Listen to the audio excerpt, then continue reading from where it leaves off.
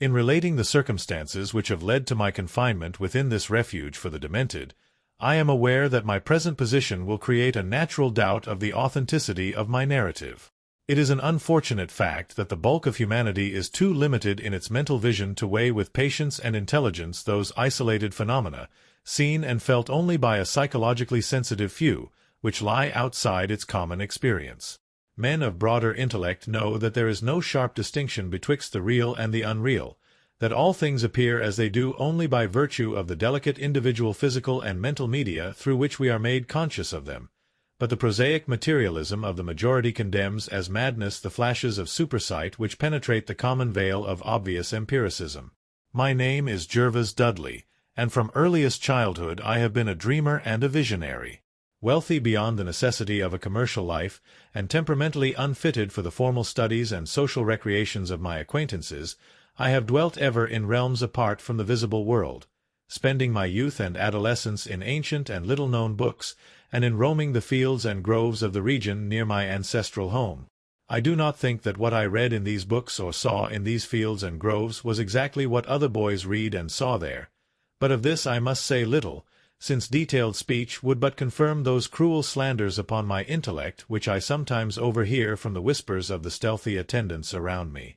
It is sufficient for me to relate events without analyzing causes. I have said that I dwelt apart from the visible world, but I have not said that I dwelt alone.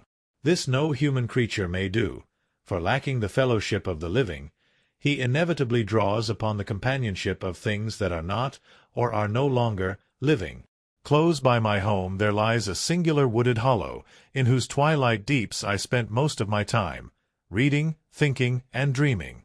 Down its moss-covered slopes my first steps of infancy were taken, and around its grotesquely gnarled oak trees my first fancies of boyhood were woven.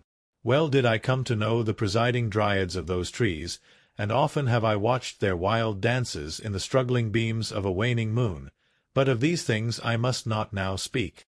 I will tell only of the lone tomb in the darkest of the hillside thickets, the deserted tomb of the Hydes, an old and exalted family whose last direct descendant had been laid within its black recesses many decades before my birth.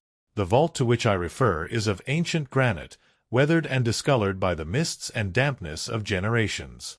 Excavated back into the hillside, the structure is visible only at the entrance. The door, a ponderous and forbidding slab of stone, hangs upon rusted iron hinges, and is fastened ajar in a queerly sinister way by means of heavy iron chains and padlocks, according to a gruesome fashion of half a century ago. The abode of the race whose scions are here inurned had once crowned the declivity which holds the tomb, but had long since fallen victim to the flames which sprang up from a disastrous stroke of lightning. Of the midnight storm which destroyed this gloomy mansion, the older inhabitants of the region sometimes speak in hushed and uneasy voices, alluding to what they call divine wrath, in a manner that in later years vaguely increased the always strong fascination which I felt for the forest-darkened sepulchre. One man only had perished in the fire. When the last of the Hydes was buried in this place of shade and stillness, the sad urnful of ashes had come from a distant land, to which the family had repaired when the mansion burned down. No one remains to lay flowers before the granite portal, and few care to brave the depressing shadows which seem to linger strangely about the water-worn stones.